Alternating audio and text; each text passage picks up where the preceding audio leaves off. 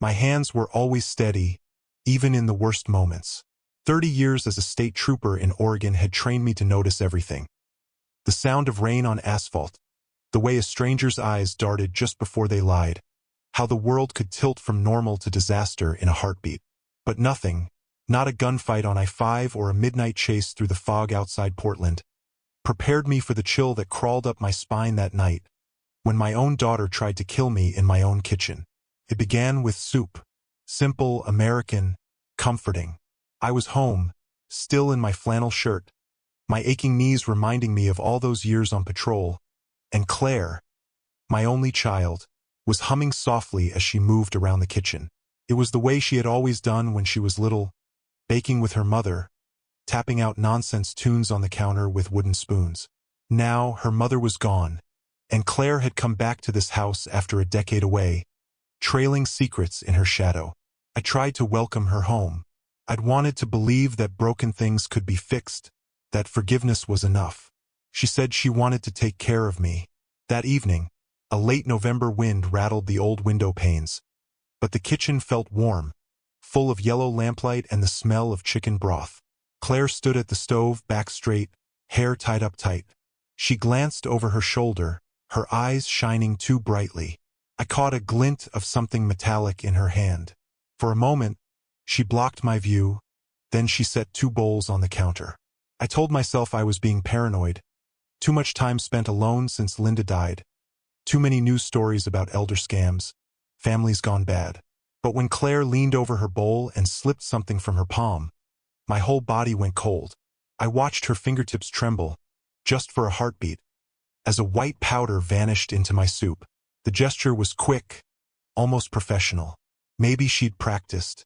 She turned away to get bread from the pantry, her voice carefully light, asking about the weather, the news, a neighbor's new fence. It was a song I'd heard before, the tone of someone hiding something. Years ago, when she was 15 and sneaking out at night, Claire would turn chatty, over-explain, try to draw my eyes anywhere but the truth. That old instinct sparked in my chest, older than fear, pure, sharp survival. In a slow, quiet motion, I switched the 2 bowls, putting hers in my spot at the table. My hands didn't shake. I heard the click of the pantry door. My heart pounded, but my mind went blank and cold, years of training coming back in a rush.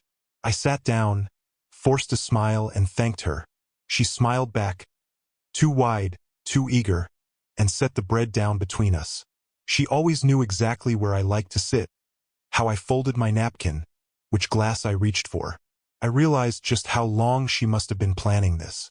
Every detail mapped out, every weakness memorized. As we ate, the silence between us grew heavy. The spoon felt hot in my hand. Claire's eyes flicked up, watching for something. Was it guilt or anticipation? I tried to meet her gaze, searching for my daughter in that face, but all I saw was a stranger. My throat tightened, not from the soup, but from the memory of her as a child, sick with fever, clinging to me as if I were the only safe thing in the world. It hurt in a way nothing else ever had. Minutes ticked by. I waited for the other shoe to drop. Claire's hand went to her stomach, and she winced, just a little. She coughed. I could see sweat beading at her hairline. I kept eating, slow and steady, every sense screaming. She pushed her bowl away, excused herself, mumbled something about needing to rest. I sat there long after she left the table, the sound of her footsteps echoing up the stairs. My mind spun. I should call the police. I should run. I should storm up those stairs and demand the truth. But I just sat, hands gripping the edge of the table, feeling old and stupid and angry. In the hallway mirror, I caught my own reflection. The years showed on my face. Deep lines, gray in my beard, the weight of too many losses. I thought of Linda, her picture still on the mantel, her voice urging patience. Forgive, she always said, but never be blind. Claire's old bedroom door was shut, the hallway dark. The house felt like a stranger. Somewhere outside, the wind picked up, rattling the trash cans on Hawthorne Street. A memory stabbed through the fog. Claire at 7, running through fallen leaves in the backyard, laughing as I pretended to chase her, her hands full of autumn color. Where had that girl gone? What had happened to us, to this family, that trust could turn to poison? I wanted to believe this was some terrible mistake, that I'd misread the whole thing. But my body wouldn't let me. That old sixth sense, the one that had saved my life a dozen times, told me, "You are in real danger." My phone buzzed. A text from Claire, even though she was just upstairs. "Hope you're feeling better. I'll check on you soon." The message was wrong, off, a cover for something. I read it again, mind racing. Why wouldn't she just call my name? Why this distance, this coldness, this act? I wanted to confront her, to scream, but something stopped me. I realized, if I survived tonight, I'd need proof. I started to take notes, times, details, the smell of the soup, the exact moment she turned away. The house creaked as the heat kicked on, familiar and strange all at once. I locked the front door. I checked the kitchen for the vial, but she had taken it with her. I checked the trash, the sink, every little detail suddenly evidence. My mind catalogued everything. My chest ached with the betrayal, but beneath it burned something colder. Resolve. I would not die like this.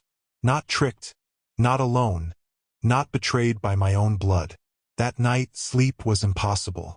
I sat in the recliner in the living room, listening to the sounds of the house, counting her footsteps as she moved quietly above me.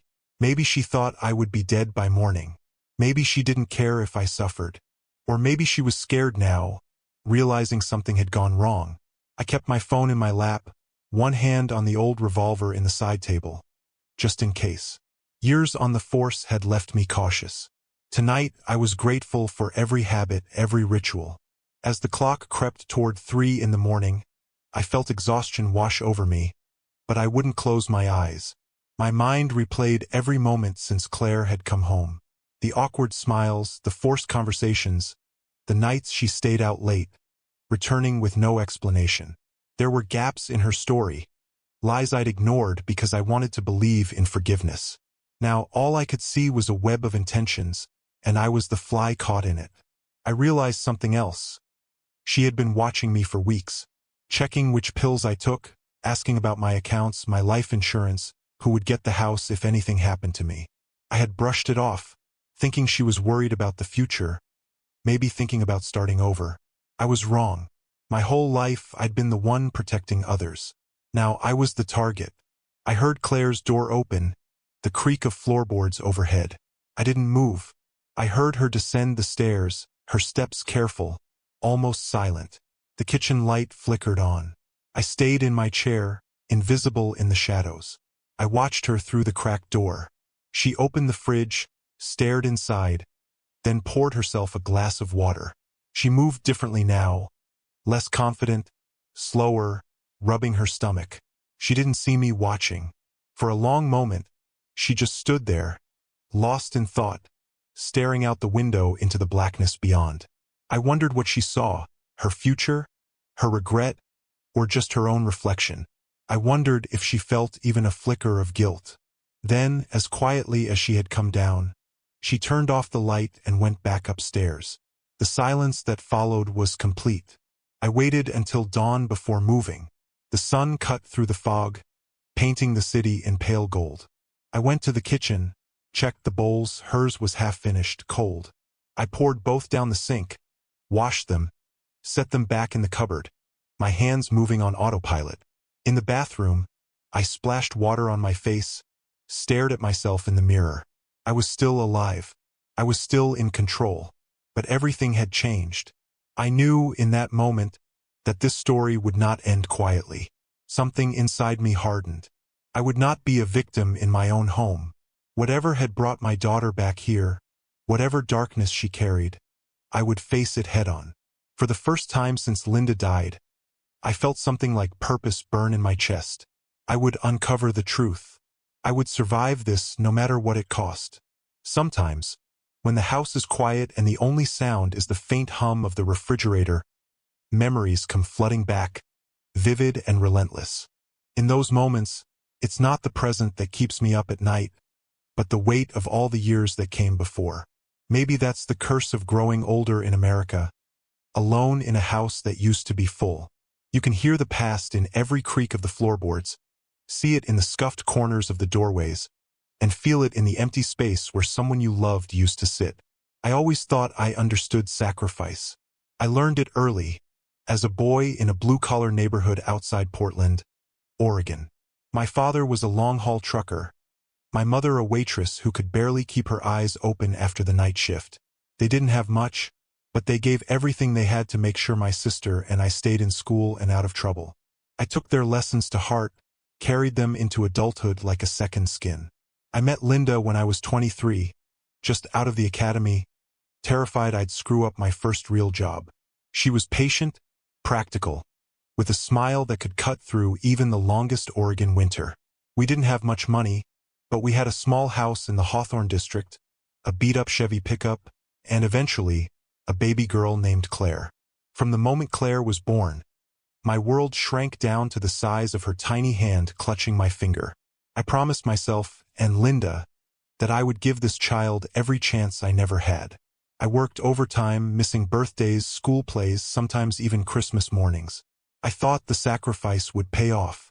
I thought she would see, one day, that every late night and every callus on my hands was for her. But life has a way of turning even the purest intentions sideways. Linda's cancer came fast. We had just enough time to say goodbye, to cling to each other in the half-dark of her hospital room, before I was left alone to raise Claire. She was 15, wild with grief, her mother's softness replaced by a sharp edge that cut both of us. I tried to be both parents, tried to fill the house with warmth, but something always felt missing. I started cooking dinner every night, even learned to bake, hoping to keep Claire close with the smell of banana bread and apple pie. There were good days. Mornings when we laughed over pancakes, evenings spent curled up on the couch with old Disney movies. But they grew fewer and farther between as Claire pulled away. Some wounds are invisible, slow poison. She started skipping school, sneaking out, making friends with people I didn't know. I worked later shifts just to keep an eye on her, but the more I chased, the faster she ran. The worst fights were about nothing and everything: the length of her skirt, the music she listened to, the boys who waited for her at the curb. Once, she screamed that she hated me, that she wished I'd died instead of her mother. I said things I regret, words I'd give anything to take back. But pain makes us cruel, even to the ones we love most. One winter, she didn't come home at all. I called her friends, drove every back road I could think of, even filed a missing persons report, though the cops who worked with me tried to reassure me it was just teenage rebellion. She came back 4 days later, smelling of cheap beer and someone else's cigarettes. I hugged her, held her so tight she could barely breathe, but the distance between us only grew. I tried everything after that, counseling, grounding, bribes, even begging, but she slipped further away. By the time she graduated high school, she was already halfway gone. The day after her 18th birthday, she packed her things in 2 battered suitcases and walked out the front door. No hug, no note, not even a backward glance. The house was silent for years after that. I kept her room the same, hoping she'd come back, but the only thing that ever changed was the dust on her old bookshelf. Sometimes, I'd stand in the doorway at night, looking at the faded posters on the wall, the stuffed animals still perched on her bed, and wonder where I went wrong.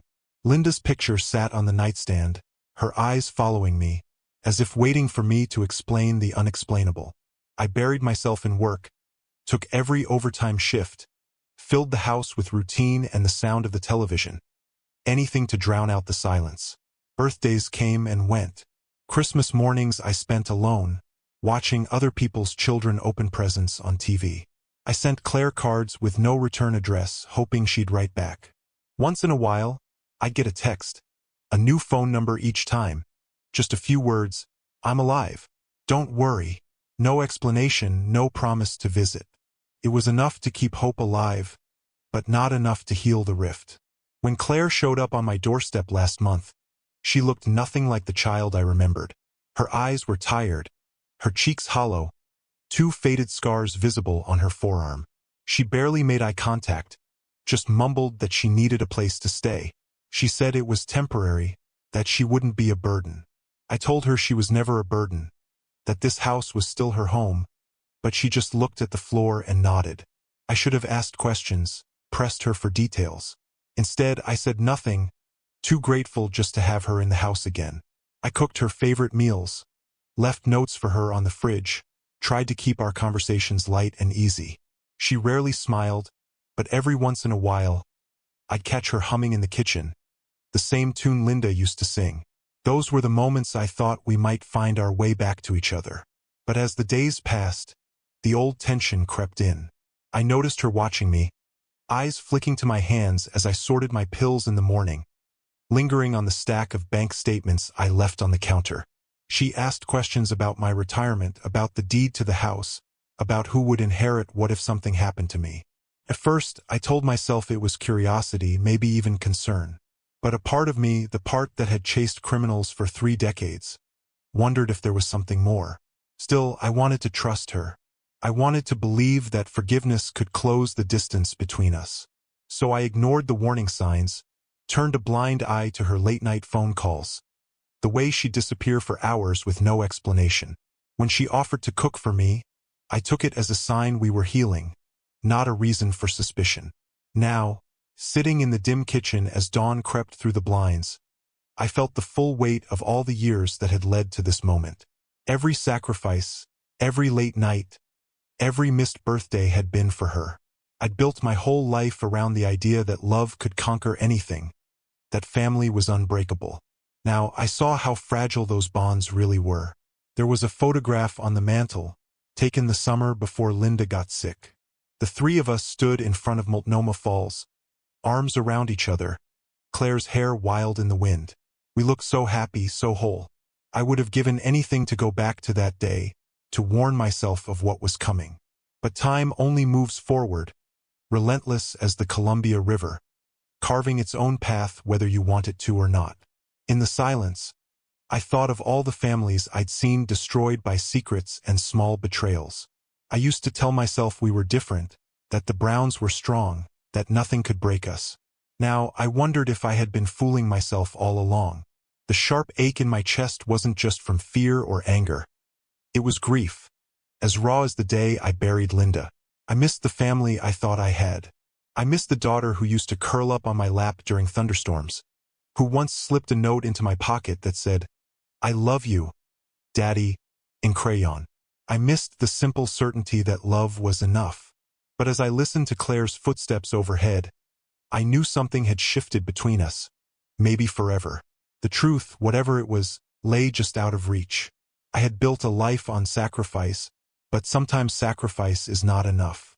Sometimes, the very people you give everything to are the ones who leave you most alone. That morning, I stood by the kitchen window, coffee growing cold in my hand, watching the sun rise over the neighborhood. The street was waking up, car engines starting, joggers in sweatshirts, kids waiting for the bus. I tried to picture a future where Claire and I could start over, but every time I reached for hope, the memory of last night slammed shut like a prison door. I wanted to call her down, to tell her everything. My doubts, my fears, the aching love I still felt. But I stayed silent, afraid that even words might break whatever fragile peace remained between us. Instead, I wrote her a note, simple and plain, the way Linda would have done. "Breakfast is on the stove. Be safe today." I left it by her place at the table, next to her favorite mug. As I stepped outside to get the paper, I heard the phone ring inside, Claire's voice answering quietly. I didn't listen, but the sound stayed with me all morning, echoing in my chest long after the call ended. I had spent a lifetime protecting my family, but some dangers come from within, and no amount of sacrifice can keep them out. It was strange how a single night could stretch and echo, how fear could slither into every part of the mind, making the ordinary feel menacing. The morning after that dinner, after that betrayal, I drifted through my own house like a ghost. The Portland drizzle tapped against the windows, the gray light so thin it made every shadow feel twice as long. I kept waiting for my heart to settle, for the pressure in my chest to fade, but the unease only grew heavier. Claire had already left for her job, leaving the note I'd written for her untouched by her plate. The half-cold breakfast sat in the pan, congealing by the minute. There was a time when I would have called her at work, found some excuse to check in, maybe even driven to see her if I was worried enough. Now, there was only distance. I told myself she needed space. I told myself I was being paranoid, that the slip of her hand near my soup bowl the night before could have meant anything. But deep down, I already knew. My instincts had never failed me in 30 years of police work. Even if I tried to ignore them, they pulsed beneath the surface, demanding attention. I moved around the house, touching old objects like a ritual. My father's watch, Linda's wedding ring, Claire's first ballet shoes still tucked in a shoebox in the hall closet. Each one seemed to vibrate with history, with all the sacrifices and heartbreaks that had led me to this day. I kept replaying every conversation, every gesture, searching for proof of love or proof of danger. What kind of father needed to second-guess his own child like this? Maybe the kind who'd already lost everything once. By mid-afternoon, I couldn't stand the quiet. I set out into the rain, my jacket pulled tight, walking the blocks of my neighborhood as if the movement alone could shake off the dread. I ended up at the little strip mall on Division, just a few blocks away, a place I'd rarely visited since Linda died. I wandered the aisles of the pharmacy, not really needing anything, just watching the way people moved, how they seemed so certain of their small routines. I bought a bottle of aspirin, a magazine, a packet of seeds I'd never plant. When I left, I stood under the awning, breathing in the smell of wet concrete, and wondered how many people around me were hiding secrets from their own families. When I got home, the house was dark. Claire's car wasn't in the driveway. I checked my phone, no messages. I felt the old urge to patrol the rooms, to check the doors, to make sure nothing was missing. But everything was exactly where it should be. I went to my bedroom and opened the drawer where I kept my will. The thick envelope felt heavier than I remembered. I flipped through the pages, reading the names, the lists of assets. My whole life reduced to numbers and beneficiaries. I'd left everything to Claire, believing in the power of blood and memory. Now I wondered if love alone was enough to keep someone loyal, or if the promise of an easy escape would always be more tempting. That night, sleep would not come. I sat in the living room with the TV on mute, watching the flicker of light dance across the walls. I listened to the wind rattle the gutters and the groan of old pipes in the basement. At some point, I must have dozed off, because I woke up to the sound of Claire's footsteps on the stairs, light but purposeful, as if she was trying not to wake me. I closed my eyes and listened, counting the steps. She paused outside my door, long enough that I thought she might come in, but then I heard her move down the hall to her own room. The door closed softly. In the morning, I found her in the kitchen, hunched over a mug of coffee, her eyes ringed with exhaustion. There was a tension in her jaw, a guardedness in the way she barely looked at me. I asked how she slept. She shrugged. I offered to make breakfast. She said she wasn't hungry. I wanted to ask about her job, her friends, her life before she came back. Instead, I found myself asking about her health. Was she feeling all right? She hesitated, then nodded, her fingers tracing patterns on the rim of her cup. For a moment, I caught a glimpse of the child she used to be, shy and uncertain, reaching for connection. But it faded just as quickly, replaced by that wall I'd come to know so well. I tried to focus on the ordinary things, the mail, the chores, the errands, but every conversation was a minefield. When she asked about my medications, I felt my pulse quicken. When she offered to help with the bills, I heard the unspoken question. How much money do you really have, Dad? Each offer of kindness felt double-edged, laced with something I could not name. I wanted to trust her, but fear had become a reflex. One evening, after she left for a supposed work meeting, I searched her room for the first time in years. My hands shook with guilt as I opened her drawers, rifled through the few clothes and battered notebooks she'd brought with her. In the pocket of her coat, I found a small glass vial, half full of white powder. My heart pounded as I turned it over, reading the faded label. The name meant nothing to me, but the sense of betrayal was overwhelming. I put everything back exactly as I'd found it, then sat on her bed for a long time, listening to the sound of my own breathing. When Claire returned that night, I pretended to be asleep. I heard her in the bathroom, running water, moving quietly. I wondered what story she would tell if I asked about the vial. I wondered if she would lie, or if she would finally trust me with the truth. The next morning, I left early, driving across town to visit an old friend from the force, someone who still worked in evidence. I brought the vial with me, tucked in a paper bag, and asked for a favor. He promised to have it tested, no questions asked. The waiting was worse than anything. Every day, I watched Claire move through the house, making small talk, asking about my day, acting like everything was normal. I tried to do the same, but the tension was unbearable. At night, I dreamed of Linda, of her gentle voice urging me to protect our daughter, no matter what. But when I woke, all I could feel was the chasm between who we had been and who we were now. The test results came back in a plain envelope a few days later. The powder was a prescription medication, dangerous in high doses, fatal if mixed with alcohol or certain heart medicines. My hands trembled as I read the report. There was no more room for doubt. Claire wasn't just lost or angry or hurt. She was planning something I couldn't forgive. Still, some part of me hoped there was an explanation, some story that would make this all make sense. Maybe she was scared or desperate or being manipulated by someone else. Maybe there was a way back from this. I tried to imagine sitting her down, telling her what I'd found, asking her to tell me the truth.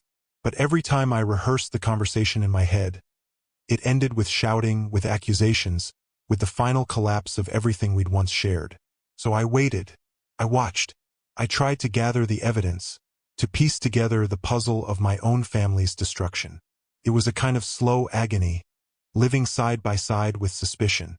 I thought of all the fathers I'd seen over the years, men who had trusted the wrong people, who had lost everything because they could not believe evil would come from within their own walls. I had always believed I was different. Now I wasn't so sure. On the 7th night after finding the vial, I heard Claire on the phone in the backyard. Her voice was low, urgent, barely more than a whisper. I listened from the kitchen window, the words carrying just enough for me to hear the worry, the edge of fear. She said my name. She mentioned money, inheritance, something about just a little longer. I felt sick. That night, as I lay in bed, I realized the truth. Whatever love I had left for my daughter, whatever hope I'd been clinging to, was now tangled up with terror. The line between family and enemy had blurred. I could not sleep, not while the person I loved most was also the person I feared most. I knew I had to make a choice. Protect myself or risk everything for the chance to save her from herself. The hours after hearing Claire's late-night phone call felt like being pulled by a rip current, every second deeper from shore, every moment further from the life I thought I'd built. I watched her move through the house, quiet and wary, like she was trying not to disturb the dust, like she wanted to disappear even as she occupied every room. I became almost invisible in my own home, watching, listening, searching for clues in the smallest gestures. I noticed things I had overlooked before, the anxious tapping of her fingers, the way her eyes slid away from mine when she talked, how she never finished a full cup of coffee anymore but insisted on pouring one every morning, almost as if it was a ritual to keep up the appearance of normalcy. I tried to tell myself I was imagining it, that grief had rewired my brain, that maybe I was looking for betrayal because I was so afraid to be alone again. But the evidence kept building, grain by grain, like silt collecting in a riverbed. There was the vial, of course, still hidden in my drawer now, tucked inside an old sock so Claire wouldn't find it. There was the phone call, the whispers about money. There was the persistent, insistent kindness that felt rehearsed. If she had ever acted this attentive when she was a teenager, I would have celebrated. Now it only set my nerves on edge. I became obsessed with routines, as if I could force the world to make sense again if only I followed the same steps each day. I checked the doors and windows twice before bed, kept the lights on downstairs all night, carried my phone in my pocket even when I went out to the mailbox. Every sound at night made me sit up, listening for the creak of a floorboard or the hiss of the faucet. I even stopped taking some of my medications, afraid they might be tainted, pouring them down the drain and pretending otherwise when Claire asked. I told myself it was a temporary precaution, that I would return to normal once the truth revealed itself. But every day the tension grew thicker, the silence between us stretched tighter. It was during one of these endless, anxious afternoons that I decided to take action. I called Michael, my friend at the Portland Police Department, the one who had run the test on the vial. He listened as I tried to explain everything without sounding delusional. The shifting behavior, the medication, the whispers, the growing fear that something worse was coming. Michael didn't brush me off. Instead, he asked quiet, steady questions, the kind that signaled he believed me, or at least believed I believed myself. He said he'd check what he could, see if anything odd turned up on Claire's background, and offered to come by the house if I ever felt in immediate danger. I thanked him, both relieved and terrified by how easily he understood my fear. After that call, I started keeping a small notebook in my pocket, writing down every detail I noticed. What Claire ate, what she threw away, any visitors or phone calls, even what time she left for work and came home. I tried to be objective, to record facts and not suspicions, but the lines blurred as the days went by. I wondered if I was documenting my own descent into paranoia, or building the case that would one day save my life. Some days I almost hoped for the former. Other days, the fear of the latter became overwhelming. Claire seemed to sense the shift in me, even if she never said anything. She grew more distant, retreating to her room for hours at a time, avoiding long conversations, answering questions with the shortest possible responses. Sometimes I'd catch her watching me from the corner of her eye, as if she was trying to figure out what I knew, or how much I suspected. The tension was unbearable, and I caught myself snapping at her for small things. Leaving the fridge open, misplacing the remote, forgetting to take out the trash. Each time, I felt an immediate wave of regret, but I couldn't bring myself to apologize, not when I was so certain something was about to happen. The breaking point came on a Thursday night, rain pelting the roof hard enough that I could barely hear the television. I was drifting in and out of sleep on the couch when I heard a sound from the kitchen, the faint clink of glass, the slow opening and closing of the fridge door. I forced myself to stay still, listening, trying to interpret every noise. Then the footsteps approached, soft but purposeful, moving toward where I kept my medications. I waited until the sound stopped, then rose quietly, heart pounding in my chest. I found the pill bottle on the counter, open, 3 pills missing. Claire was nowhere in sight. That was the night I realized this wasn't just about money, or anger or disappointment. It was about survival. My survival. I called Michael, my voice shaking as I explained what had happened. He told me to leave the house immediately, come to his office, bring the medication. I hesitated for only a moment, then grabbed my keys and drove through the storm, every mile away from home feeling both like a betrayal and a relief. Michael met me at the station, his face grave as he took the bottle from my hands. He asked more questions about my health, about Claire's recent behavior, about anyone new in her life. I told him everything, not sparing any detail, not hiding my confusion or shame. He listened carefully, promised to have the pills tested immediately, and insisted I stay at his place for the night. I slept in his guest room, my phone clutched tight in my hand, waiting for the storm to pass. The next day, Michael drove me home. He checked the house before I went inside, making sure no one else was there. I moved through the rooms in a daze, trying to act like everything was normal. Claire came home late that afternoon, eyes red and puffy as if she'd been crying. She avoided my gaze, muttered something about a long day at work, and disappeared into her room without eating dinner. Later that night, Michael called with the test results. The pills had been swapped. What should have been blood pressure medication had been replaced with a high dose of sedative, enough to cause serious harm if taken in combination with my other prescriptions. The realization hit me like a punch to the chest. Claire wasn't just planning. She was already acting. The danger was real and immediate. I spent the next hours in a haze of fear and fury. My mind raced with every possible explanation, every memory of my daughter as a little girl, every sign I'd missed. How could this happen?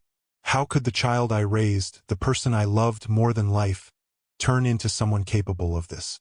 The pain was physical, a dull ache in my chest that made it hard to breathe. I wondered if she would try again, if next time I wouldn't be so lucky. But then something shifted inside me, a cold resolve settling where the fear had been. I would not let this end with my death. I would not become another old man found in his home. The cause of death labeled as natural causes. The truth buried with me. I had spent my whole career protecting others, fighting for justice, refusing to let evil go unpunished. I would protect myself now, even if it meant turning against my own blood. The next morning, I called my lawyer, explained the situation in careful, measured terms. I started the process of changing my will, removing Claire as the beneficiary, setting up protections to ensure that if anything happened to me, she would get nothing. I contacted my bank, put holds on my accounts, added extra verification steps for any withdrawals or transfers. I installed new locks, added a security system, set up cameras around the house. I documented everything, creating a file that would explain it all if I couldn't. I moved through the days like a man preparing for war, every action deliberate, every plan meticulous.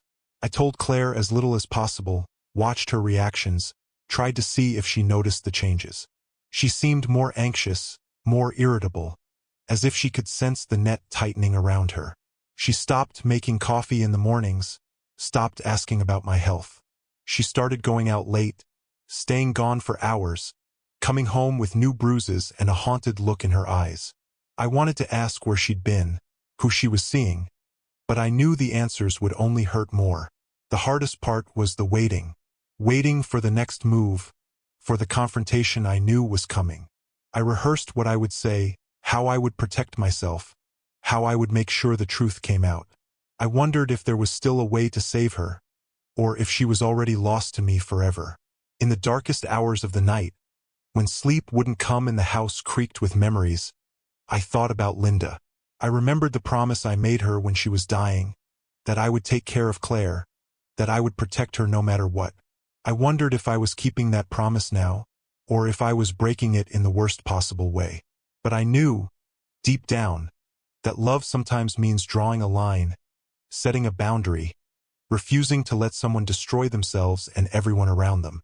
As the days crept on, the tension reached a breaking point. Claire was no longer just my daughter. She was a stranger living in my house, a threat I could not ignore.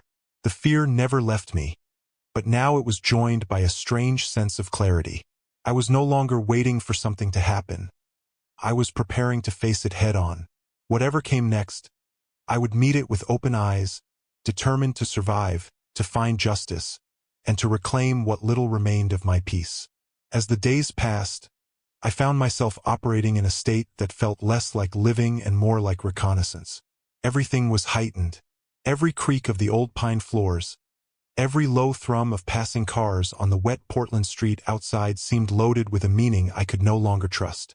I became convinced that something was building, a tension in the very air. Claire was careful, but no longer even tried to hide her agitation. Her moods swung on a dime. She rarely ate with me anymore, mostly claiming to be too tired, her skin pale, eyes dark, as if she was aging a year for every sleepless night. She would vanish into her room for hours, then reappear in the kitchen in the dead of night, her shadow flickering under the hall light like a ghost. What frightened me most was how routine it became to fear my own daughter. I wanted desperately to believe there was still a path back to love, that some confession or apology or even a desperate plea could snap us out of this spiral, but I could not bring myself to risk being wrong. I kept my routines precise. Each night I checked that the cameras worked, that the house was locked, that my lawyer's folder of evidence sat safely in the floor safe behind the dresser in my room. I carried the backup flash drive on a chain around my neck, next to Linda's wedding band, which now felt as much like a shield as a memory. If anything happened, I needed the world to know my side. Michael called regularly, sometimes just to check in, sometimes to update me on the police investigation. The sedative Claire had tried to slip me was rare, not easy to get without connections. That detail kept me up at night.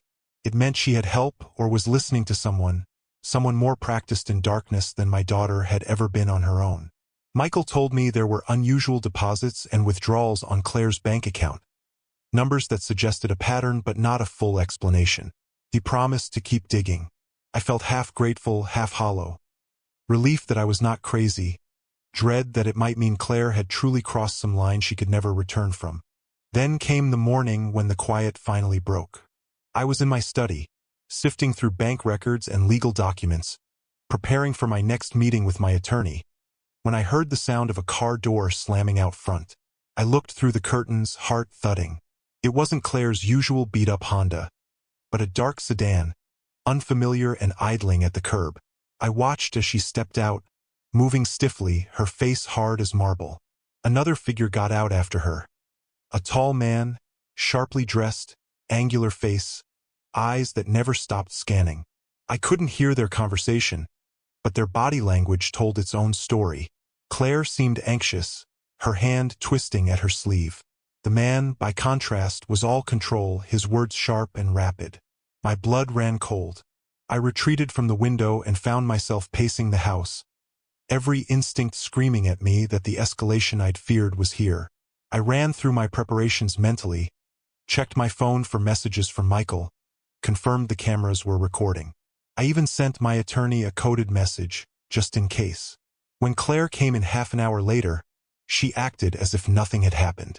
I played along, but every interaction now felt like a test I could fail, one false move away from disaster. There was a chill to her that hadn't been there before, a sense that she was steeling herself for something. She kept glancing at her phone, checking it with growing frequency. That night, I heard her on the phone again, whispering in urgent tones. I only caught fragments, but the words money, soon, and no mistakes echoed in my mind like a countdown. I barely slept. I was up before dawn, watching the sun rise through the blinds, its weak light doing nothing to warm the icy knot in my chest. I replayed the last 28 years of fatherhood in my mind. Every birthday party, every scraped knee, every late-night talk after Linda died. I wondered if I could have changed this outcome, if I could have been softer, less afraid to show my own pain. But every reflection ended the same way. Claire, my only child, was planning to take everything I had, and perhaps even my life, to pay for mistakes I still did not understand. Michael called just after breakfast. There had been a break in the case. They had connected the man from the sedan to two other elderly victims in a nearby county. The scheme was familiar: befriend, isolate, manipulate, then inherit. Only in one case the victim hadn't survived. There was a pattern, and it was tightening around me like a noose. Michael urged me to stay away from Claire, to not eat or drink anything she offered, to document everything and keep my attorney in the loop. He said he would send a patrol car by to check on the house that evening. The next hours crawled by.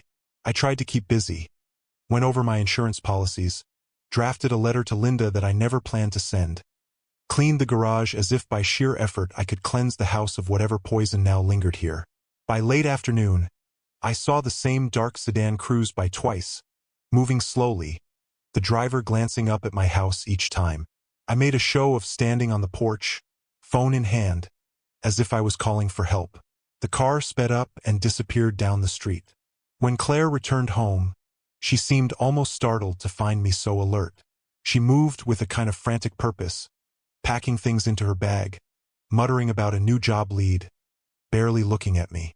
But I noticed her hands shaking as she reached for the door, her eyes darting to the clock as if she was waiting for some signal. I asked if she wanted dinner.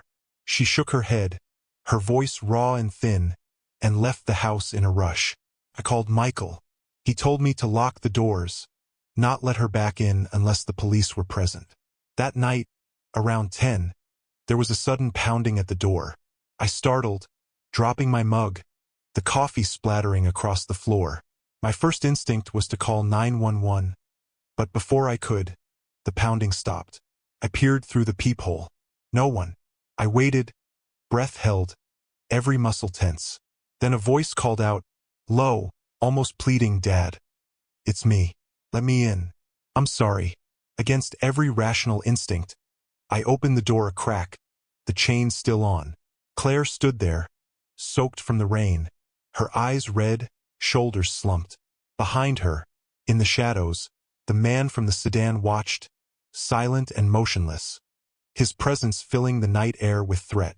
Claire looked at me, tears cutting lines down her cheeks. She said she made mistakes, that she needed help, that she was scared for her life and mine. She said the man, Victor, wasn't who she thought, that she owed him money, that she never meant for things to go this far. I stared at her, torn between the urge to comfort and the need to survive. I told her she could come inside, but not him. She pleaded, said he would leave, just let her in, please. In that moment, I saw the child she once was, desperate and afraid, but also the woman who had tried to poison me. My heart ached, but I refused. I called Michael, kept Claire talking through the closed door, stalling for time.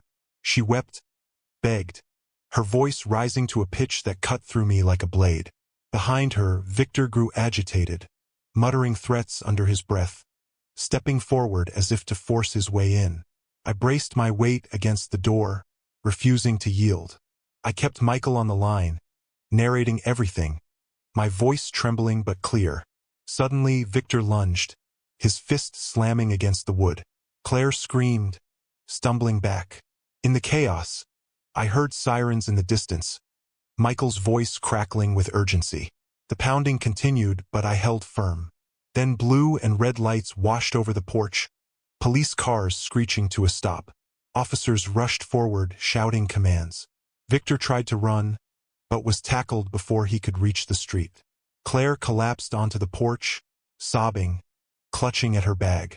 Inside, the police questioned us both. I handed over every document, every recording, every detail I'd collected. Claire was taken away for her own protection, Victor in handcuffs for attempted assault and suspected conspiracy. Michael arrived, his face grim but relieved. He said it was over for now, that the danger had passed. I sat on the stairs, shaking, unable to process what had just happened. But in the quiet that followed, after the officers left and the rain eased, I realized the real aftermath was just beginning. I was safe, yes, but the cost was incalculable. My daughter was lost to me in ways I could never have imagined. The house felt emptier than ever, filled with shadows and silence. I wondered if anything could ever truly heal the wounds that had been opened. 3 weeks after that stormy night, I found myself sitting in a courthouse downtown, the late autumn drizzle streaking the windows and softening the edges of the city skyline.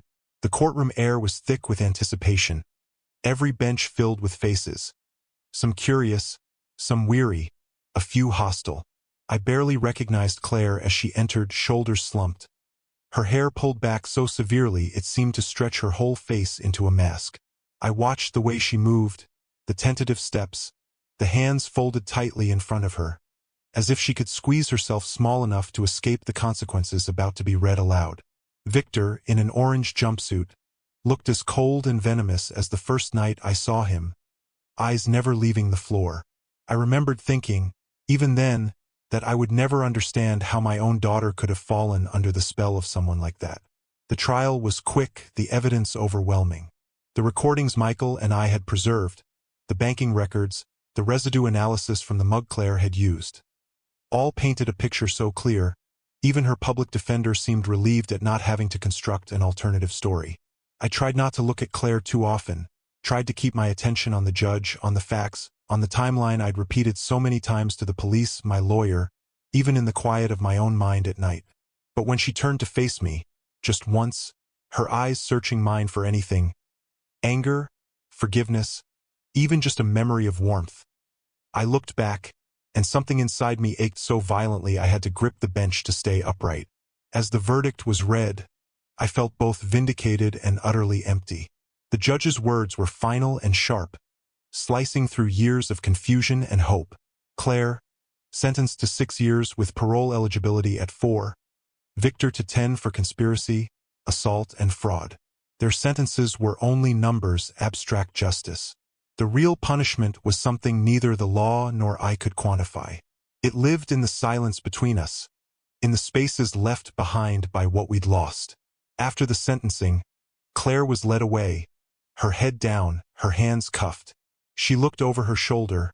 Once, eyes shining with tears, she tried desperately to hold back. I wanted to reach for her, to offer one last reassurance, but my body would not move. I stood frozen as she disappeared behind the heavy door. In that moment, I knew something fundamental had changed, not just for her or for me, but for the very idea of what family had always meant in my mind. When I stepped outside into the pale November light, Michael was waiting. He clapped a hand on my shoulder, his grip solid, grounding. He told me I had done the right thing, that protecting myself had probably saved more than just my own life.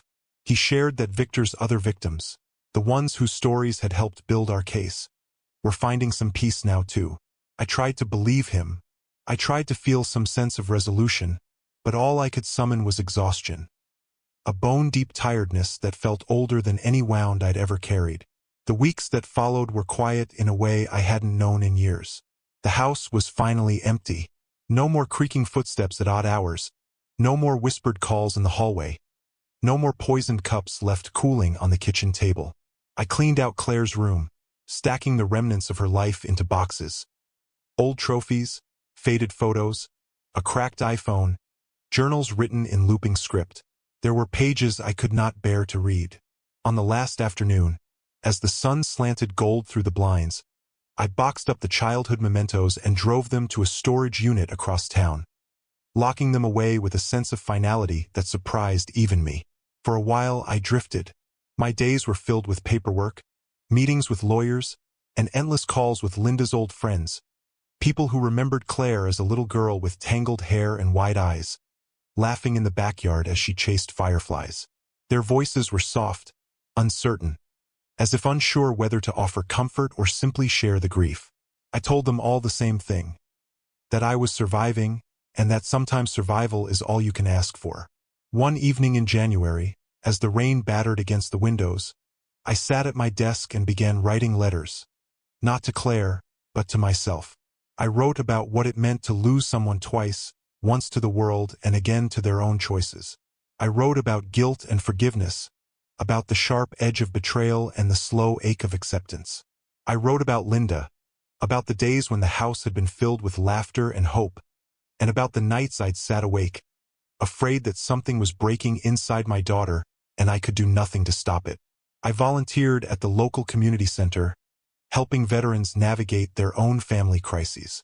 There were others like me, men and women whose children had drifted or been pulled away by the currents of addiction, greed, or simply the slow erosion of love. I listened to their stories, nodded when they told me about the late-night calls, the broken promises, the way hope clung stubbornly even in the darkest hours. In helping them, I found something I had not expected, a sense of purpose, a belief that maybe my own pain could be repurposed into something that made the world a little safer for someone else. Months passed. The house, once a stage for secrets and tension, became simply a home again. I cooked for myself, played chess with neighbors, walked the dog of an elderly woman down the street. I learned to sleep through the night, to trust that the next morning would arrive without disaster. I learned to cherish the quiet, to find peace in the sound of rain and the softness of memory. It was nearly a year later when I received the first letter from Claire. The return address was the correctional facility, the handwriting small but unmistakable. She wrote that she was sorry, that she did not expect forgiveness, but wanted me to know she was changing. She wrote about the programs she attended, about the counselor who told her that sometimes the only way forward is through the truth, no matter how painful. She wrote about Victor, how he had manipulated her, how she wished she had been stronger, braver, better. She wrote that she remembered the fireflies, the backyard, the warmth of Linda's arms, and that she hoped someday I would remember those things too. I read the letter once, twice, then placed it in a drawer. I was not ready to write back. I did not know if I ever would be, but something in me softened, just slightly, the old anger flickering out for a moment, replaced by something like hope. I realized that forgiveness is not always a gift you give to someone else. Sometimes, it is a slow, stubborn process you grant yourself, a way to let go of the poison you have carried for too long. By the time the second spring arrived, I had moved to a smaller house near the river, a place where the light lingered longer in the evenings and the shadows felt less oppressive. I gave more of Linda's things to charity, kept only the photos that brought peace instead of pain. I tended a small garden, grew tomatoes and basil, learned to bake bread. Life became ordinary, but in a way that felt extraordinary after so much chaos. The story of Claire and me became, in time, a lesson I shared carefully, not as a warning, but as a testament to the unpredictability of love and loss. People would ask if I regretted calling the police, if I wished I had acted differently. I would answer honestly that I regretted many things, but not protecting myself, not surviving. That I had loved my daughter, still did in some part of me, but that love could not exist without boundaries, without truth. And so, my life moved forward, measured not in the losses I had suffered, but in the small joys I reclaimed. An evening walk by the river, the scent of fresh bread, a kind word from a neighbor. Sometimes, on quiet nights, I would light a candle and sit by the window, thinking of Linda, of Claire as she once was, of the man I had become through pain and persistence. I learned that the family you choose can be just as real, just as necessary, as the family you are given. If you have listened to my story, if you have ever felt the sting of betrayal or the weight of impossible choices, know that you are not alone. Healing is slow, forgiveness slower still. But there is light on the other side of even the darkest chapters. Sometimes, it finds you when you least expect it, on a rainy afternoon, in a letter you never thought would come, in the sound of laughter returning to a house that almost forgot how to hold it.